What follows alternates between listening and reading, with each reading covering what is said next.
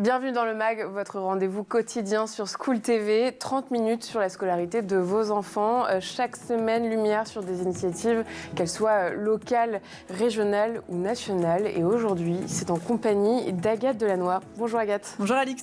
Et on commence avec le sommaire. Et aujourd'hui, on passe la politique éducative de l'Aile et Rose au peigne fin.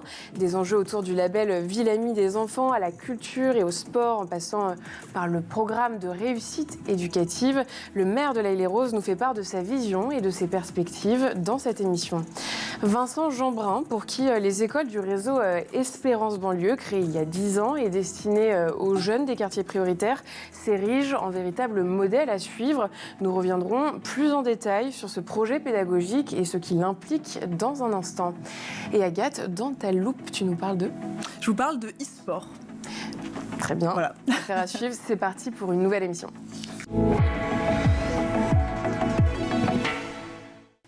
Bonjour Vincent Jeanbrun. Bonjour. Vous êtes donc le maire de l'Aile et Rose. Merci de participer à notre émission.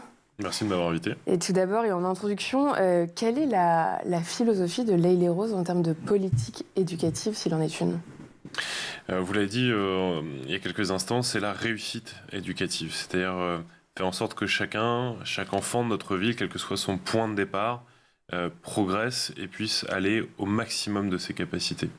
Et ça veut dire qu'on essaye de donner les meilleures chances à tous les élèves, qu'ils habitent dans un quartier favorisé ou dans un quartier plus difficile. Et c'est pour ça qu'on a la chance d'avoir un dispositif qui est ancien, qui datait d'ailleurs avant de mon arrivée, un dispositif de réussite éducative qui fait qu'on va accompagner les enfants les plus éloignés du monde scolaire avec beaucoup d'outils. On pourra développer si vous le souhaitez. Oui, on va y revenir. Toute une panoplie. Donc l'ambition que nous portons, c'est de faire en sorte que l'école soit vécue comme un lieu d'épanouissement et d'émancipation. Et pour ça, il faut lever un certain nombre de freins. C'est l'enjeu qui est le nôtre. Et que, en fait, les enfants d'aujourd'hui puissent profiter de ce que moi j'ai connu quand j'étais gamin. Moi, je suis un enfant des barres HLM de ma ville. J'ai grandi dans des quartiers compliqués. Ma mère était femme au foyer, mon père chauffeur-livreur. On ne peut pas dire qu'on était favorisé par rapport au milieu scolaire. Mais moi, j'ai rencontré une école qui m'a tendu la main, qui m'a tiré vers le haut. Et même si dans ces quartiers-là, déjà à mon époque, on peut dire que l'ascenseur social était un peu cassé déjà, on pouvait prendre l'escalier avec l'école. Et je dis souvent, et surtout après ce qui est arrivé à l'Aile Rose avec les émeutes de cet été, qu'on voit bien que la République, et notamment la promesse républicaine d'émancipation, est abîmée et cassée. Et il y a une urgence vitale à la réparer. Et je pense qu'évidemment, il y a un pilier autorité. Quand on voit les saccages qu'il y a pu avoir cet été et qui continuent d'ailleurs encore dans la ville voisine de Cachan il y a quelques jours chez moi, il y a une réponse d'autorité, de fermeté, c'est une évidence. Mais c'est absolument pas suffisant. Il y a un deuxième pilier qui doit être l'école, la citoyenneté et des outils qui permettent à chacun de faire société. Et je crois que l'école, dans son système d'aujourd'hui, probablement dans un système plus moderne, plus innovant demain, peut aller très très loin. C'est le combat en tout cas que je mène avec mes équipes à l'Aile et Rose et puis avec la communauté éducative. On a la chance d'avoir ce travail partenarial. Une ville ne peut rien faire seule, ou quasiment rien dans ces sujets-là. C'est évidemment tous ensemble qu'on y arrive. Et à cet effet, justement, vous avez évoqué la période des émeutes. J'aimerais qu'en amorce, on évoque le livre que vous avez publié, Les Deux France, aux éditions Albin Michel, dans lequel vous revenez sur un moment difficile, l'attaque de votre domicile par une voiture bélier, c'était en juillet dernier. Quel message souhaitez-vous transmettre, s'il fallait retenir une idée principale ? J'ai choisi d'appeler ce livre Les Deux France pour d'abord faire en sorte que personne n'oublie ce qui s'est passé, parce qu'on a très vite une actualité qui en chasse une autre, et puis on a presque l'impression que c'est un lointain souvenir. Moi, je crois que c'est malheureusement totalement d'actualité. J'ai eu l'occasion de dire que ces enfants de la République, parce que c'est ça, ils ont pour la plupart été élevés sur le sol de la République française, étaient à l'école de la République française, étaient dans le tissu associatif de la France. À un moment donné, ils ont pris les armes contre leur pays et contre la République. On a eu des scènes cet été, je le raconte dans le livre, vous avez des adolescents qui se promènent avec des piolets et qui donnent la chasse aux pompiers, qui tirent au mortier sur leurs écoles, qui essayent de brûler leur gymnase et les écoles où leurs petits frères, leurs petites sœurs vont étudier. Cette scène-là, elles sont traumatisantes et on ne peut pas les oublier parce que c'est pas un phénomène isolé, c'est un phénomène qui désormais est structurel. Et je crois que le défi qu'on doit relever, c'est celui-là, parce qu'encore une fois, je le disais il y a un instant, moi je suis un enfant de la République, j'ai grandi avec cet amour de la République, et j'ai peut-être malheureusement grandi, comme beaucoup, avec l'évidence de la République.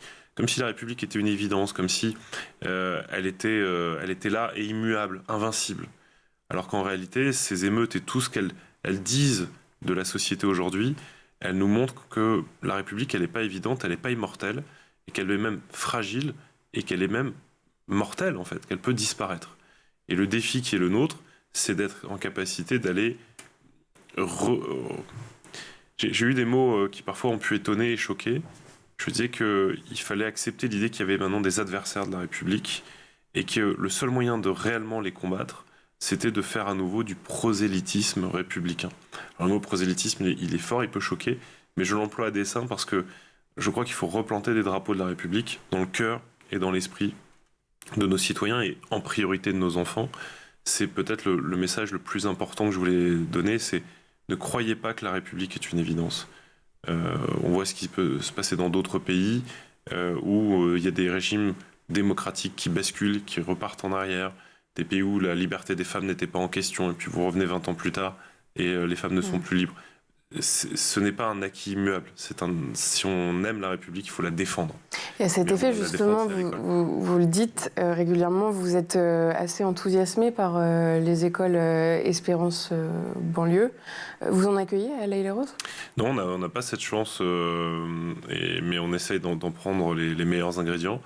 Je suis élu à la région Île-de-France, où on fait beaucoup, notamment sur les lycées, aux côtés de notre présidente Valérie Pécresse. Et on a eu l'occasion d'aller visiter ce qui se fait de mieux sur notre territoire, notamment pour lutter contre le décrochage scolaire, par exemple. Et c'est à cette occasion que j'ai eu l'occasion de visiter le réseau des écoles Espérance banlieue, qui à l'origine est un réseau qui est porté par des chefs d'entreprise qui, par une initiative privée, se disent comment on peut aller inventer l'école de demain. Et si vraiment c'est l'école de demain et c'est l'école qui fonctionne le mieux, alors elle doit être capable de fonctionner dans les quartiers les plus compliqués de la République et de nos territoires. Et moi, j'avais été visiter celle de Mantes-la-Jolie, où effectivement, vous arrivez dans un quartier, tout ce que vous pouvez imaginer d'un petit peu ghettoisé, 100% de logements sociaux, des paraboles à tous les balcons. Enfin, il y avait quelque chose d'un peu caricatural dans cette image. Et au milieu de ça, vous avez une petite école où vous avez des enfants du quartier qui saluent le drapeau français et européen, qui s'impliquent dans chacune des tâches de leur école, y compris par exemple à la cantine. On aide à préparer les tables, on débarrasse, on nettoie par groupe avec les grands qui encadrent les petits, etc. Ça fait partie des outils pédagogiques qui peuvent être intéressants. Et puis surtout, vous avez une volonté farouche d'être à la pointe de l'innovation dans tous les domaines. On apprend les maths sur la méthode de Singapour, on apprend le français avec les outils qui fonctionnaient bien hier et puis ce qu'on fait de mieux aujourd'hui. On met de la neuroscience et de la science cognitive un petit peu à tous les étages. Donc vous voyez, on a plein de fondamentaux qui reviennent dans ces écoles. Et le plus beau compliment qui pouvait être fait à ces écoles, c'est les mamans des quartiers, toutes d'origine immigrée, souvent première génération, et qui disaient nous on est tellement heureux d'avoir ce type d'outils dans le quartier parce qu'on sait qu'on donne une chance à nos enfants. Nous on n'a pas les outils au sein de notre famille. L'école du quartier, elle est dans des conditions pas simples et en général c'est pas ils n'ont pas les outils pour aider tous les enfants à s'en sortir. Donc on a cette école au pied du quartier, c'est une chance. J'en parle dans le livre parce que je trouve qu'il y a des choses sur lesquelles on devrait évidemment s'inspirer. Et la force de ces écoles et de ces réseaux-là, de manière générale, vous avez l'équivalent dans la ruralité, par exemple, c'est qu'ils s'autorisent à innover. Moi, je travaille beaucoup sur... C'est des écoles hors contrat ? Alors, celles Espérance banlieue sont hors contrat, mais vous avez des écoles dans le même profil qui peuvent être sous contrat. La région Île-de-France les soutient notamment sur tout ce qui va être hors temps scolaire, avec l'aide aux devoirs pour les enfants des quartiers, etc. Moi, je lance pas du tout une comparaison contrat hors contrat, c'est pas mon propos ici. C'est-à-dire qu'on voit que quand on sort du carcan très figé de l'éducation nationale, on arrive à innover et que ces innovations, elles sont payantes pour des enfants où parfois on entend de toute façon, on a tout essayé, on n'y arrivera pas. Non, on n'a pas tout essayé. Quand on essaye vraiment, ça fait la différence. Et effectivement, je le disais, nous on a, dans ma commune de l'Haye-les-Roses, qui fait 4 km², on n'a pas les locaux qui permettraient d'accueillir malheureusement une école en plus de cette nature. Mais par contre, on va chercher des outils innovants sur les méthodes d'apprentissage ou tout simplement le fait de responsabiliser. Parce que on constate aussi quelque chose, c'est que l'école a des limites dans sa capacité à remplacer ce qu'avant on apprenait au sein des familles. Quand j'évoque le fait que c'est intéressant de dire aux enfants, vous allez participer à l'installation du temps de restauration de la cantine, parce que c'est pas des cantines, chacun amène son propre repas, ce qui évite d'ailleurs tous les enjeux confessionnels ou des problématiques de ce genre-là. En fait, on responsabilise et on réapprend des règles d'hygiène, on réapprend des règles de tenue, on responsabilise. Et c'est pas un truc ringard, en fait, c'est un truc qu'avant on apprenait naturellement dans les familles et qui se perd énormément. Mais pour en revenir au symbole, dans quelle mesure vous pensez que le fait de chanter la Marseillaise devant un drapeau peut véritablement influencer l'attachement à la nation ? Qu'est-ce que c'est censé produire chez les jeunes, en fait, individuellement ? La Marseillaise, comme l'hymne européen, et comme tous les symboles qui viennent donner un corps, quelque chose en partage. Voilà. C'est l'idée de fédérer. C'est l'idée de fédérer. C'est pas du tout dans une logique comme on voit parfois dans certains pays. Je pense à la Russie notamment, où ils avaient comme ça ils mimaient pour les tout petits des choses un peu militaires. Bon, c'est pas du tout mon sujet, absolument pas. On est vraiment dans qu'est-ce qu'on a en commun et comment on déclare effectivement qu'on appartient à une même société, à une même république. C'est pour ça que je parlais de faire du prosélytisme républicain. Il faut rappeler ce que c'est que notre république, ce que sont les règles du jeu, du vivre ensemble. Qu'est-ce qu'il y a derrière le mot fraternité? Qu'est-ce qu'il y a derrière le mot liberté? Qu'est-ce que ça implique? Où est-ce qu'elle commence? Où est-ce qu'elle s'arrête? Ça, ce sont des choses importantes. Et puis, il y a un volet sur lequel moi j'aimerais travailler beaucoup plus fort sur ma commune de l'Haye-les-Roses. C'est la question, on appelle ça souvent, vous en parlez beaucoup dans vos émissions, sur les soft skills. C'est finalement la capacité, au-delà des connaissances scolaires pures, à être en capacité de mieux communiquer, de mieux gérer ses émotions. C'est tout ce qui n'est pas compétence pure. Voilà, on n'est pas sur la compétence pure, on est sur on appelle ça les compétences transversales, mais en fait, finalement, c'est le savoir-être. Moi, je vois des gamins qui sont au top, qui sont intelligents, qui sont créatifs, mais qui ont un énorme sujet de capacité à maîtriser leurs émotions, à maîtriser leur corps, à maîtriser leur cerveau, et qui vont se gâcher, qui vont se fâcher en cours, ne pas réussir à se concentrer, et finalement décrocher scolairement, alors que, en vrai, c'est des pépites. Et je pense qu'on sait aujourd'hui l'impact que ça peut avoir, ces soft skills, sur l'éducation, sur la capacité à se concentrer, à communiquer, à gérer ses peurs, à gérer ses craintes, ses angoisses parfois. Et là-dessus, il y a, à mon avis, en France, un volet énorme à ouvrir sur doter de ces outils-là nos enfants. En fait, on va leur apprendre, et encore plus aujourd'hui, des compétences dures. On va leur apprendre à se servir d'un ordinateur, et c'est très bien, on le fait dans ma commune. On le fait avec la région Île-de-France, par exemple, qui distribue des ordinateurs à tous les lycéens. Mais il y a un sujet, c'est qu'on leur apprend assez peu à se servir de ce qu'ils ont entre leurs deux oreilles. Or, ça devrait, à mon sens, être une priorité. Et la ville de... L'école qui donne des cours de cerveau. La ville de l'Haye-les-Roses a mis en place le programme de réussite éducative, on l'a évoqué en préambule. Je rappelle que, selon les termes du gouvernement, il vise à remédier à un ensemble de difficultés rencontrées par des enfants et des jeunes en leur proposant un suivi personnalisé. Comment est-ce que ça se traduit dans votre ville concrètement ? C'est un investissement qui est lourd financièrement, mais qui est fondamental quand on voit ce que ça apporte aux enfants. On a d'une part tout ce qui va être de l'accompagnement à la scolarité, j'allais dire assez classique, mais sur lequel on apporte déjà beaucoup aux enfants. Et puis on va avoir cet accompagnement individualisé que vous venez d'expliquer, qui va être suivi avec un partenariat entre un tissu associatif, les enseignants et des psychologues.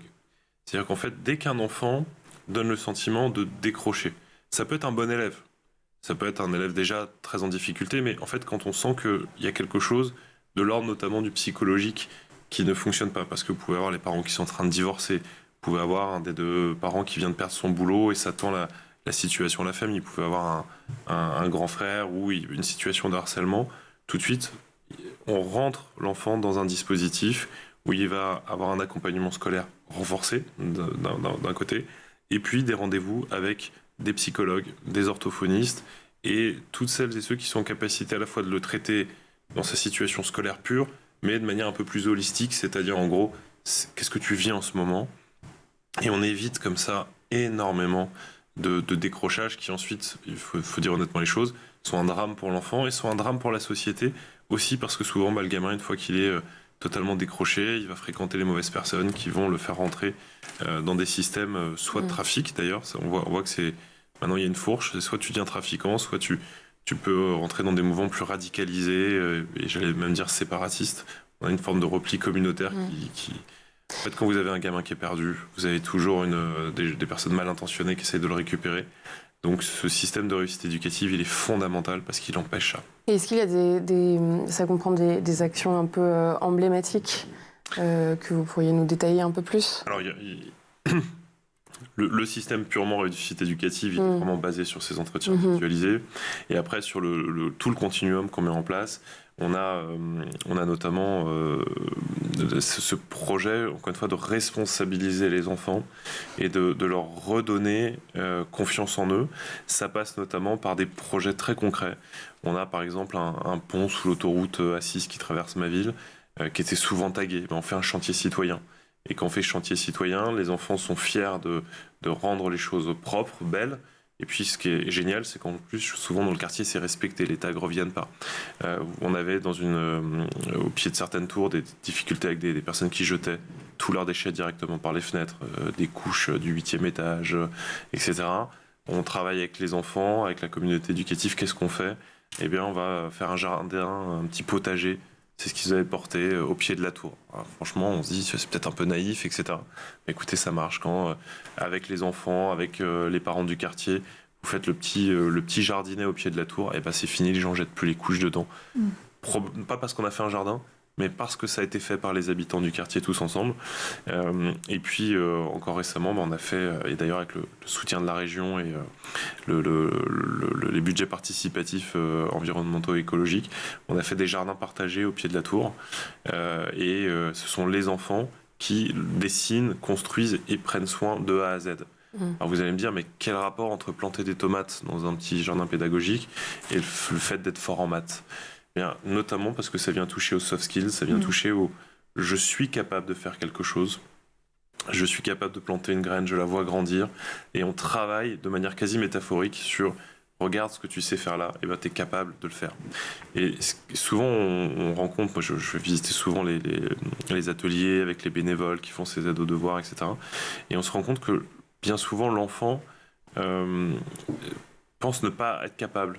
Notamment, j'arrive pas à mémoriser ma poésie. Par contre, parlez-lui de ses Pokémon, il est capable de vous parler de 250 évolutions x 800 Pokémon et des noms absolument barbares que moi je serais capable de répéter, donc j'essaye avec mes enfants de mémoriser. Et donc en fait, on peut aller lui montrer et démontrer à quel point sa mémoire elle fonctionne bien en fait, et juste aller chercher justement les capacités. En les interpellant ailleurs. Pour aller chercher. Et donc ça peut paraître un peu naïf, ça coûte un peu d'argent public, mais pour moi c'est un très bon investissement parce qu'effectivement on prépare l'avenir de notre pays et c'est comme ça qu'on le fait. Et plus globalement, quelle place est accordée au bien-être des jeunes dans la ville, notamment en termes de santé mentale? On reboucle un petit peu puisque le fait de mettre à disposition des psychologues, forcément, ça a un impact.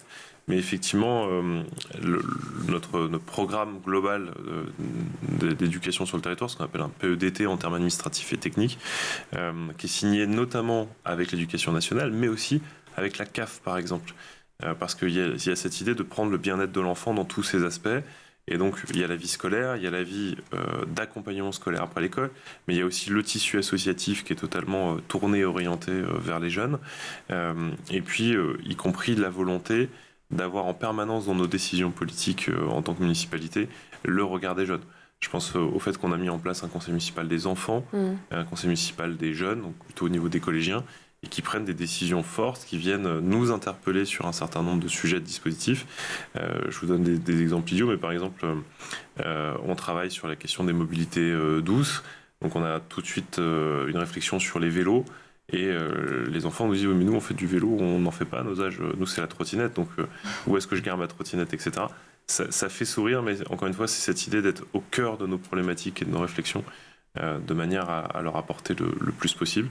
Il y a de très belles initiatives, et là, encore une fois, c'est l'occasion pour moi de saluer la communauté éducative, mais aussi tout le tissu associatif. C'est une richesse extraordinaire. Ça aussi, ça fait République. C'est parti pour la loupe d'Agathe. Agathe, tu nous plonges dans l'univers du e-sport avec un tournoi inédit organisé à l'Haye-les-Roses. Et oui, le e-sport qu'on ne présente plus, tant le phénomène a explosé ces dernières années. On atteste les chiffres du baromètre France e-sport. En 2023, c'est 2,3 millions de Français qui ont participé à des parties classées, dont au moins une en compétition, et plus de 10 millions qui ont regardé ces parties. Mais revenons à nos moutons. Donc, c'était la deuxième édition. Ce dernier 27 février, les joueurs les plus talentueux se sont affrontés lors d'un tournoi du FC24, anciennement FIFA, sur PS5, et un tournoi épique a également réuni des passionnés de Nintendo autour du jeu Super Smash Bros. Ouais. Voilà, les organisateurs avaient bien sûr prévu un cash prize de 200 €. Petit point vocabulaire pour les gamers, le cash prize, eh bien, c'est la récompense tout simplement. Pour les gamers les moins compétitifs, il y avait aussi une zone de jeu libre qui était à disposition, et pour couronner le tout, il y avait un stand de réalité virtuelle qui a permis aux participants d'explorer des univers alternatifs comme Beat Saber ou encore 11 Table Tennis, pour jouer au tennis. Voilà, un forum du numérique organisé en partenariat avec les écoles EPITA et Etna, qui a donné l'occasion de découvrir les nouveaux métiers liés à la technologie. Et puis, cerise sur le gâteau, les participants ont pu aussi s'initier à l'aéronautique en utilisant un simulateur de vol grâce à l'association Découverte. Merci Agathe. Écrit, c'est pour ça. Beaucoup d'anglicisme, bravo. Exactement. Comment est née l'idée ? D'abord, moi, je fais partie d'une génération, on a joué aux jeux vidéo quand on était adolescent, donc c'est quelque chose qui m'a toujours attiré. Et puis, on a autour de nous, et notamment à l'Haye-les-Roses, des passionnés de jeux vidéo, et qui avaient envie de monter une équipe de e-sport, en fait, dire on voudrait être la team l'Haye-les-Roses. Donc on leur a dit pourquoi pas, et on va faire même quelque chose de plus grand que ça, on va essayer de faire une compétition. On est à la deuxième édition, là, ça prend vraiment son envol. Et il y avait plus de monde là pour cette deuxième édition. Là, c'était plein à craquer. Déjà, la première fois, c'était plein à craquer. C'est pour ça qu'on a rajouté encore plein d'outils. Là aussi, c'est hyper intéressant parce qu'il y a deux phénomènes. Le premier, il était surprenant, c'est le côté transgénérationnel. C'est-à-dire qu'en fait, il y avait des gens qui avaient 50 ans qui faisaient... Qui participaient aux compétitions ou qui participaient... notamment, il y avait des applications de danse, là, vous savez, où vous avez un personnage fictif sur un écran qui danse. En face, vous avez 50 personnes qui dansent... en chorégraphie parfaite, moi j'en serais incapable, mais vous aviez des tout petits et des personnes qui avaient la cinquantaine, enfin c'était assez impressionnant. Aujourd'hui, c'est un outil assez merveilleux pour fédérer. Vous aviez les parents qui accompagnaient les enfants, donc les enfants ils allaient faire la compète, Smash Bros à fond, etc. Et puis d'un coup il y avait un ordinateur à côté, un peu plus en libre accès, et le parent retrouvait le jeu auquel il jouait il y a 10 ans, et donc il y avait quelque chose d'assez convivial. Puis le deuxième sujet, c'est pareil, c'est qu'en fait, on voit des gamins qui bien souvent se demandent quels sont leurs talents dans leur vie, leurs capacités, etc. Et qui en fait, là, ont un domaine d'excellence. Ils sont incroyables. Ils mobilisent de la stratégie, de la dextérité, une concentration folle. Et là aussi, il y a quelque chose à les modéliser, c'est de se dire, en fait, quand ils sont passionnés, ils ont des talents incroyables. Et c'est ça le défi qu'on a, c'est de se dire comment on fait en sorte que cette passion puisse sortir aussi. Parce que les jeux vidéo, pour les parents en tout cas, ne sont pas forcément considérés comme un bon exutoire. En fait, il y a une vraie différence quand on est sur une pratique sportive. Et là, on est vraiment sur du e-sport. Alors nous, on a le c'est vrai que nouvellement, c'est considéré comme du sport. Ouais. Mais au même titre que l'échec à une époque. Non, bien sûr. On n'est pas sur une compétence physique, on n'est pas là pour faire un effort physique. En revanche, quand vous faites une partie d'échecs, c'est respecter des règles du jeu, respecter l'adversaire. Ah oui, non, c'est une vraie discipline, c'est très rigoureux. Se concentrer. Et aujourd'hui, on est capable d'avoir des compétitions autour du jeu vidéo qui le permettent. Vous savez, le jeu vidéo, c'est comme tout, c'est comme la télévision. C'est-à-dire que si vous en abusez, si vous le faites sans cadre, sans règles, ça n'a pas de sens. Moi, j'ai fait beaucoup de sports de combat, pardon du parallèle, mais on est tous contre la bagarre dans la rue. Mais c'est génial de pratiquer un sport de combat sur un tatami avec des règles du jeu, le respect de son adversaire. Le jeu vidéo, c'est la même chose. C'est-à-dire que du jeu vidéo à outrance qui fait que le gamin fait des nuits blanches et se désocialise ou se déscolarise, effectivement, c'est une catastrophe. Il faut être capable de se prémunir de ça. Par contre, le jeu vidéo comme un outil de sociabilisation, d'échange, de partage, on a des gamins qui apprennent le japonais parce qu'ils vont consommer, ils vont regarder des compétitions de jeux vidéo sur des chaînes internationales dans d'autres langues. Vous voyez, quand c'est comme ça, il y a du positif à aller en chercher. Au contraire, on est très content d'avoir lancé ça et hâte de faire la 3e édition qui peut-être grandira encore et allez savoir un jour peut-être qu'on sera dans des gymnases géants, pourquoi pas. En tout cas, ça fédère bien, c'est chouette. Il y a quelque chose d'assez intéressant, vous dites que c'est quelque chose de transgénérationnel, justement, est-ce que c'est pas le défi aussi, il n'y a pas aussi un défi de garder le lien entre ces 2 générations, avec les générations un peu plus vieilles qui perdent la main sur tout ce qui est aussi outils numériques, là où les jeunes sont parfois bien meilleurs que nous? Est-ce qu'il n'y a pas un... Voilà, là, quand je dis transgénérationnel, il n'y a pas de retraités, objectivement. Okay, on est quand même sur...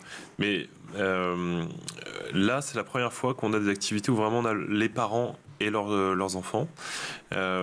Et en fait, on a la génération Facebook qui a connu la naissance de Facebook, qui est là avec les générations TikTok.